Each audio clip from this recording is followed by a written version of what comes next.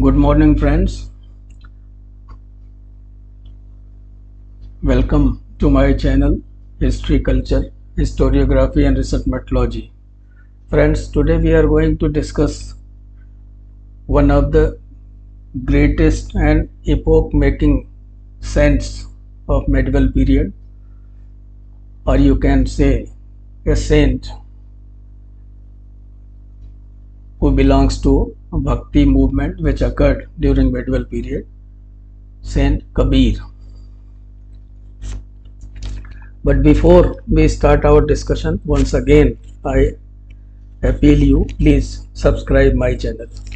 So now let us start the discussion.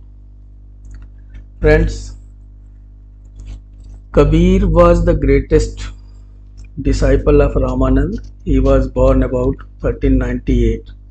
His origin is shrouded in mystery. Tradition says that he was born of a Brahmin widow who cast him off near a tank in order to escape social odium. The child was picked up by a weaver, Niru, and was brought up by his wife with great affection and care.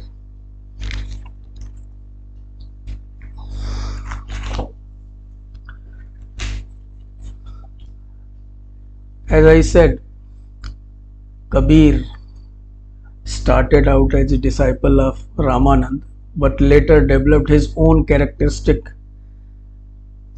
eclecticism, probably a Muslim by birth, or at least or a Brahmin.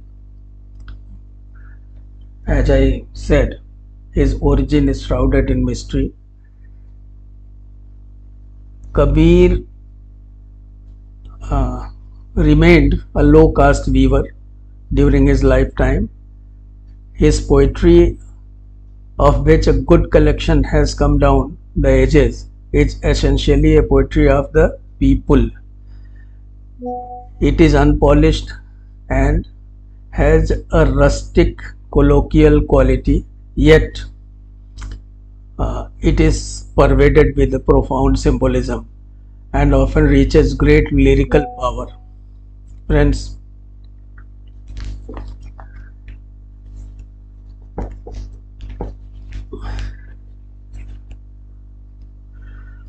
Kabir criticized both Hindus and Muslims. We will come to discuss this in the later stages of the video. As far as his personality is concerned, he was carefree by nature, straightforward by habit, humble to the truthful, fierce to the hypocrite, pure of heart, sound of mind, soft from within, hard from without, untouchable by birth, and adorable by deeds. So such was Kabir, the saint immortal and the gem of our cultural heritage.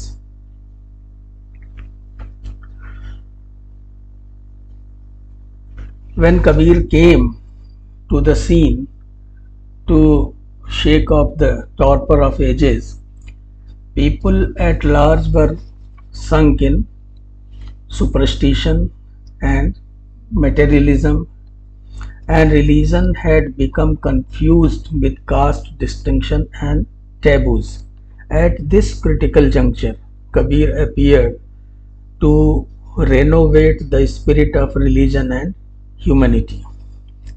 Kabir was born in that downtrodden section of Indian society which was, you can say, hated by the Orthodox Hindus and Muslims alike. He knew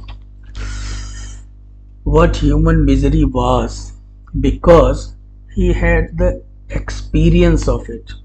That was why his utterances were piercing and hard hitting. The ordeal of life had developed in him and unbroken self-confidence. He was very, very confident. Kabir never intended to found a new sect. In fact, he was against the rigidification of the society in the narrow span of cults and sects. He was a freelancer, and an important thing that we find in him is the sound inheritance of Indian thought, chiseled through the touch of his personality. Friends, Kabir inherited the straightforwardness of Nathpanthis. Some ideas were also common, but his sayings were definitely free from the inferiority complex that was there in the writings of previous Nathpanthis. He had also talked about knowledge of intellect, but it was devoid of foreign logic and Advaits. Freudian logic, and Advaits. Kabir accepted the sublimity of love, but here again it lacked the hysterical ecstasy of the Sufis. Dr. Hajari Prasad Dwivedi has aptly remarked in his monumental work Kabir that the ideology of Kabir is a view that grew from the seed of love sown in the soil of yoga. योग की मिट्टी में बोया गया प्रेम का बीज. The seed of love sown in the soil of yoga. Experience was the bedrock of all that Kabir propagated. He was very experienced person. His Sakhi is derived from the original Sanskrit Sakshi. He stood for the testimony based on experience. That was the reason why they were so much popular among the masses. Another reason for the popularity of Kabir was the adoption of vernacular language as the medium of verses, as the form of communication of ideas.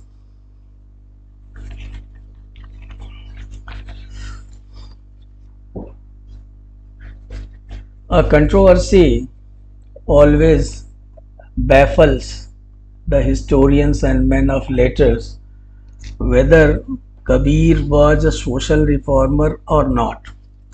A school of historians does not consider Kabir to be a social reformer.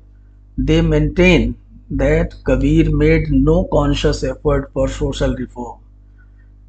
Kabir only hit hard at the evils but did not show any clear-cut path to the sufferings of humanity. But the other school of scholars which considers Kabir to be a social reformer refutes the arguments of these historians. They maintain that the conscious effort for social reform is a later development and it is improper to search for it in the medieval times. So far as the point of showing path to the masses is concerned, these historians maintain that Kabir had a definite and consistent philosophy of life. He was not merely contented with exposing the loopholes of society, but had thrown ample light on the path which could take them away from their miseries. Kabir had spiritualized love and had asked the masses to have confidence in themselves and in the divine being. Precisely, he was a mystic who had uh,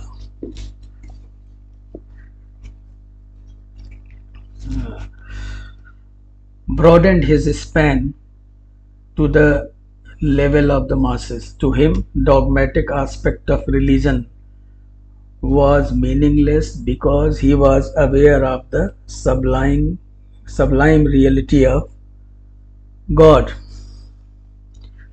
So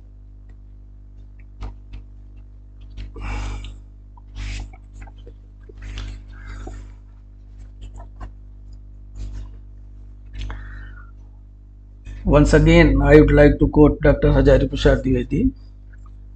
Dr. Hazari Prasad Dwivedi, in the epilogue of his book Kabir, has touched upon this controversy. To him, Kabir was not a social reformer in the modern sense of term.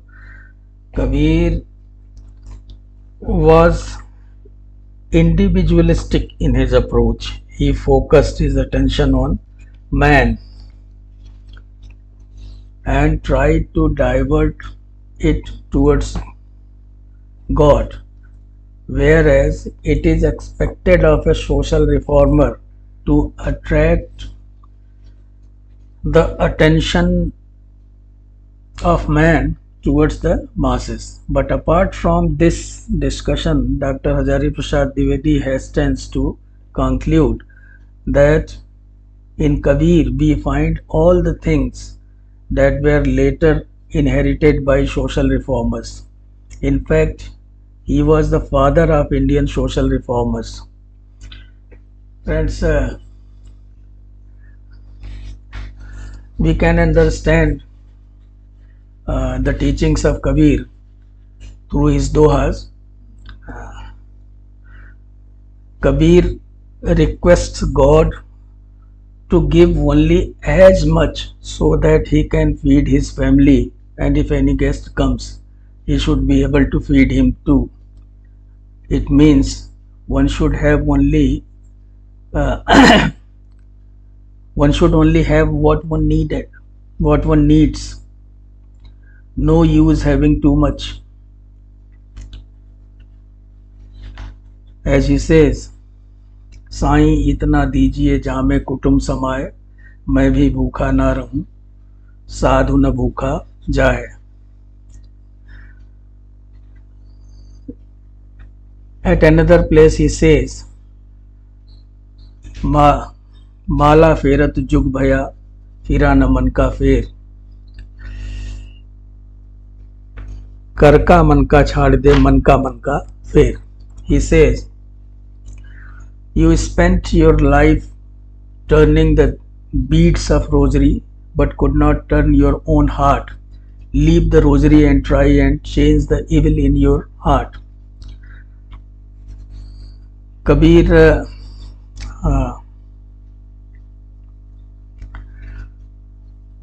laid great emphasis on gurus. Kabir says, teacher is even greater than God. He says, Guru Gobind गऊ खड़े काके लागू पाए, बलिहारी गुरु आपनो गोविंद दियो बताए. So Kabir says, teacher is even greater than God. He says, if teacher and God are both in front of me, who will I greet first? He then says, it is only because of teacher's teaching that I am able to see God, so I will greet the teacher first. He speaks the language of love. Kabir speaks the language of love. He says, पोथी पढ़ी पढ़ी जग मुआ, पंडित भया न को, ढाई आकर प्रेम का पढ़े सु पंडित होय. So reading so many books don't make us a scholar.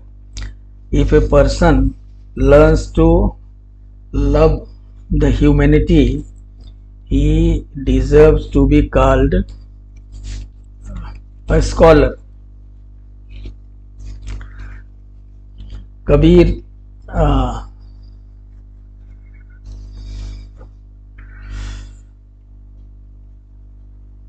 said to the Maulvis He's Kabir says uh, a very famous doha, conquer पाथर जोड़ के मस्जिद लई चुनाए, ताचड़ मुल्ला बाग दे बहिरा हुआ खुदा है. Means you collected pebbles and stones and made a masjid.